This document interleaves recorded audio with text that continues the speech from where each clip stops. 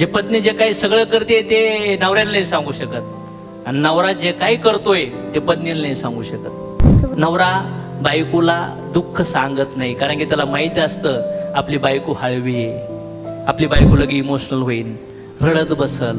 नवरा दुःख नाही सांगत बायकोला. किती लोकांना असं वाटतं नवऱ्याचं लाईफ आणि बायकोचं लाईफ हे दोघांचं पण वेगळं लाईफ आहे. जे पत्नी जे काही सगळं करते ते नवऱ्याला नाही सांगू शकत, आणि नवरा जे काही करतोय ते पत्नीला नाही सांगू शकत. काय वाटतं? कारण की तो शिकलाय, तो पैसे कमवतोय, तो आईबापाची त्याला काळजी घ्यायची आहे, त्याच्या भाऊची त्याला काळजी घ्यायची आहे, त्याच्या पत्नीची त्याला काळजी घ्यायची आहे, त्याच्या मुलाची त्याला काळजी घ्यायची आहे, त्याला स्वतःची काळजी घ्यायची आहे. पण हे समाज, हे मार्केट आपल्या घरचं नाहीये. समाजामध्ये जर बघितलं तर पैसे कमवणं सोपं नाहीये. तो दिवस रात्र टेन्शन मध्ये असतो. कसं माझा हप्ता जाईन, कसं माझ्या मुलाचं शिक्षण होईन, कसे माझ्या बायकोला मी साडी घेऊ, सोनं घेऊ, कशी ती सुंदर दिसन, कशी तिच्या नातेवाईकात तिच्या माहेरी चांगली जाईल, तिच्या माहेरात तिची रिस्पेक्ट कशी वाढेल, कसं त्याच्या आयुष्यात तो संकटात सामना करन, या सगळ्या गोष्टीसाठी नवरा तडफडत असतो. नवरा बायकोला दुःख सांगत नाही, कारण की त्याला माहिती असतं आपली बायको हळवी आहे, आपली बायको लगे इमोशनल होईल, रडत बसल. नवरा दुःख नाही सांगत बायकोला. जर जीवनात दुःख असेल ना त्याच्या 100%, तर बायको सोबत ते फक्त 1-2% बोलतो. त्याला रोज टेन्शन असतं, त्याला झोप येत नाही, म्हणून कधी कधी तो सवयीच्या बॅड सवयीचे ॲडिक्शन करतो. सिगरेट पिऊन तरी जाईन, गुटखा खाऊन तरी जाईन, दारू पिऊन तरी जाईन, चुकीच्या संगतीत जातो. त्याला कधी कधी घरात गोष्टी वाटत नाही, त्याला कधी झोप येत नाही, कधी कधी बायकोच्या नजरेत तो पाहू शकत नाही, कधी कधी आई वडिलांच्या इच्छा तो पूर्ण करत नाहीये. कधी कधी आईचं ऐकू की बायकोचं ऐकू की बापाचं ऐकू की मुलांचं ऐकू की तिच्या सासू सासऱ्याचं ऐकू, द्यायच्या कुणाचं ऐकायचं. मग अशा वेळेस तो थकतो, दुःखाला येतो, त्रासात येतो, मग आजारात जातो, आणि जे जीवन जगायचं असतं ते राहूनच जातं. पत्नी अधुरी, नवरा अधुरा, मुले पण अधुरे, सगळं कुटुंब अधुरं निघून जातं. आणि आले होते जीवनात इच्छा पूर्ण करण्यासाठी. मला असं वाटतंय जर पत्नीने नवऱ्याला साथ दिली तर नवरा खंबीरपणे हे करोडपती बिरोडपती सोडा, त्याच्यामुळे शेकडो हजारो लोकांची जिंदगी बदललेल्या असतील. फार गरज आहे नवऱ्याला साथ देण्याची. आणि नवऱ्यासाठी पण कोणीच नाहीये. नवऱ्याला जर सांगितलं ना चूज कर, पत्नीलाच त्याला चूज करावं लागेल. येस ऑर नो, पत्नीच इम्पॉर्टंट आहे. आणि पूर्ण जीवनभरच राहायचंय ना आपल्याला. आता संघ म्हातारा होईपर्यंत एकमेकाची साथीला साथ द्यायची. आपल्याला थकणार आहेत आपले हातपाय. येणाऱ्या काळात आपण पती आणि पत्नीने असं तयार करावं, आपले मुलं जरी आपल्याला सोडून गेले तरी आपण शरीर सोडताना एकदम सुखदायक आनंददायक जीवन जगलो पाहिजे, असं दोघांना कमिटमेंट केलं पाहिजे.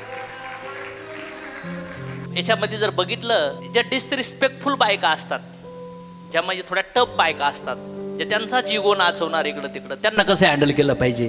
याच्यावर पहिली टिप्स काय आहे, तिचा अपमान पर्सनली घेऊ नका. त्या तिच्या फिलिंग आहेत, तुमच्या नाही. नाराज होऊ नका. पहिला टिप्स, तुमची केअर करा. ती कशी पण वागून द्या, तुम्ही तुमच्या बाउंड्रीच्या आत ते पाणी येऊन नका देऊ. समजलं का? पहिली टिप्स. तिचं कर्म आहे, तिला भोगावं लागेल, पण बाउंड्री पाहिजे. जसं भिंत असते ना, जसं नवरा बायकोचं भांडण झाल्यावर भिंत असते बघा. नवरा खाली झोपतो, बायको बेडवर झोपते, किंवा बायको बेडवर झोपते, नवरा खाली झोपतो. राईट और रॉंग? भिंत. तशी इथं बॉर्डर ठेवली पाहिजे की बायकोला काय काय बोलायचं तिला बोलून द्या, पण तुम्ही त्याला पर्सनली घ्यायचं नाही. तुम्ही विचार करायचा की हिच्या शेतीतला माल आहे आणि त्या शेतीत जे पेरले तेच बाहेर येणार आहे. मला नकोय, मला टोमॅटो नको आहेत, मी बटाटे घ्यायला आलोय. येस और नो? Next part. दुसरा पार्ट आहे, संवादासाठी वेळ निवडा. सर्व काही शांत असल्यावर वेगळी वेळ निवडून त्याच्यासोबत बोला, चर्चा करा. ते सोबत कसं जीवन जगायचंय, माझ्यात काय बदल करू हे विचारा त्याला. मग ती पण विचारण माझ्यात काय बदल करू. समजतंय तुम्हाला? बोल, गॅरंटेड. दुसरा पॉइंट आहे, तिच्यावर लक्ष केंद्रित करून सुरुवात करा, तुमच्यावर नाही. तिची तारीफ करा, तिची तारीफ करा, तिला पुढाकार करा, तिला थोडं हवेत न्या आणि मग बोला. नाही तुम्ही जर म्हणले ना मला तुला हे बोलायचंय, तुझ्या कोणी हे चुकतंय नाही, असं रब भाषेत आपल्या साबण विकायला जरी गेले ना आपल्या कंपनी तरी कोणी घेणार नाही. आणि हे तर कस्टमर आपल्या जवळच आहे, याला माहिती आहे तुमचं मॅन्युफॅक्चरिंग कसं आहे. तर या कस्टमरला माल एवढ्या लवकर विकला जात नाही, या कस्टमरला माल विकायला थोडा त्रास होईल. Yes or no? नेक्स्ट 4 नंबरचा पॉईंट आहे, तिला तुमच्याबद्दल आदर वाटण्यासाठी तुम्ही काय करायला हवे ते तिला विचारा. जसं की मागल्या पॉईंटमध्ये सांगितलंय, तिला विचारा मी काय करू तुला खुश ठेवण्यासाठी, मी काय करू त्याच्यामुळे तुला आनंद होईल, मी असं काय करू ज्याच्यामुळे तुझी रिस्पेक्ट वाढन, मी असं काय करू की ज्याच्यात तू फार आनंदी होशील, मी तू जिंदगीत मरेण्याच्या अगोदर मी असं काय काय करायला पाहिजे, मला एक लिस्ट बनवून दे ज्याच्यामुळे तुझी जिंदगी परिपूर्ण होईल, असं मला एकदा सांग. साला नाही जर केलं ना मुंडकं कापून घेईन कविता, असं बोलले पाहिजे. बघा मग बायको, आणि मग एवढं सांगितलं ना म्हणायचं 10 वर्ष ट्याव ट्याव करू नको, टाइम बीम मागू नकोस, चल मी लागलो कामाला. That's it. तिच्यातच आहे सगळे काही गोष्टी. नेक्स्ट पार्ट काय आहे, 5 नंबरची गोष्ट, तिला इश्यू उघडपणे बोलण्यास सांगा, कारण समजून घेण्यासाठी समस्याच्या मुळाशी जा. तिला कशामुळे दुःख होते, कशामुळे हार्ट होते, विचारा तिला काय त्रास होतोय, कशामुळे त्रास होतोय. ती म्हणते लेट येतात. हो बरं, म्हणजे तुला इच्छा आहे मी लवकर घरी यायला पाहिजे. बरं मग लवकर घरी आल्यानंतर आपल्या घरात दुसरा इश्यू तयार होईल, माझी टीम म्हणणार नाही, मला चेक येणार नाही, जो चेक येतो त्याच्यातला एवढाच येईल. मग ती म्हणणार असं आहे का, मग जाऊ द्या तुम्ही जॉब करा ना आपला. बरं मग खरी जॉब करतो, पण जॉबमध्ये आपल्याला एवढाच पगार आहे, मग हे असं असं असं एवढे शिल्लक राहतात, हे महागाई वाढली, पोराला हे शिकायचं ते शिकायचं ते शिकायचंय, मग कुठं काय होणार. ओ चुकलंच ग बाया, मग आता नाही तुम्ही राहा बाहेर. ती लय लवकर समजून घेते पण समजवलं जात नाही. मग इकडे सगळ्या दुनियादारीचे क्लोजिंग करतात, त्याच्यापेक्षा इथली क्लोजिंग करा ना थोडीफार, काय प्रॉब्लेम काय आहे. पण जोपर्यंत कनेक्ट नाही होत माणूस तोपर्यंत कन्व्हिन्स नाही होणार. काय वाटतं तुम्हाला? तर मला असं वाटतं हे मुळाशी जाणं गरजेचं आहे. त्यानंतर 6व्या नंबरचा पॉईंट आहे, या प्रक्रियेसाठी अनेक संभाषणे समर्थित करण्यात तयार राहा. वेरी टू डिव्हर्स सर्वल कन्व्हर्सेशन तुझी प्रोसेस. म्हणजे असं नाहीये एकदा सांगितलं का तरीच होईल.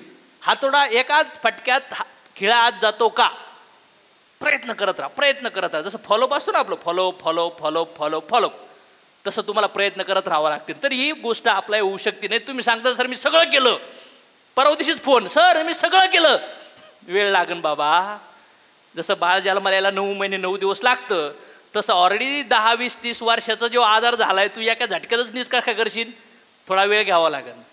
7 नंबरची गोष्ट काय आहे, एकमेकांसोबत अधिक मोकळेपणाने वागण्याचा प्रयत्न करा, फ्रँकली दोघांनी, म्हणजे ॲटोमॅटिक अपडेट होऊ शकतं. 8व्या नंबरची गोष्ट आहे, आपल्या पत्नीला क्लॅरिटीसाठी विचारा. पुन्हा तोच मुद्दा क्लिअर करा, कसं पाहिजे, काय अपेक्षा आहे, किंवा मी असं का करतो हे पण सांगा. डिबेट करा एकमेकांसंग, आणि स्पेशल वेळ काढायचा. ते म्हणलं ना वेळ द्या गप्पा मारायला, स्पेशल वेळ द्यायचा, त्यासाठीच द्यायचा काउन्सिलिंग. पण काउन्सिलिंगची सुरुवात थोडीशी तारीफ आणि थोडंसं अपडेट, थोडीशी तारीफ थोडे सजेशन, ह्या अँगलने आपल्याला जाणं गरजेचं.